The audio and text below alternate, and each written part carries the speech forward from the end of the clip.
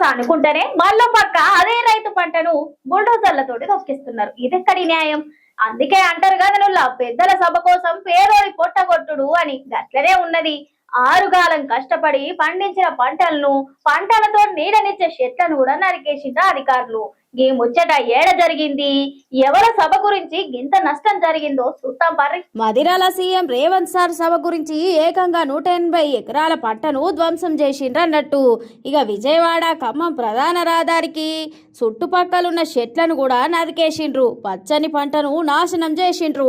సభ గురించి helipad parking టెంట్లు అనుకుంటా రైతులను అడగకుంటేనే పొలాలు సదును చేసిండ్రట. చేతికొచ్చిన పంట కండ్ల ముందటనే నాశనమైతే గా రైతన్న గుండె ఎట్లా తట్టుకుంటది? పరిహారం ఇస్తారనుకుంటే గది కూడా తెలివని అయోమయంలోనే ఉన్నారట. సభలు సమావేశాలు ఉండాలి కానీ రైతు పొట్టగొట్టి కాదు కదా. గీ ముచ్చట మీద అధికారులు సమాధానం చెప్పాలని అంటున్నారు రైతన్నలంతా.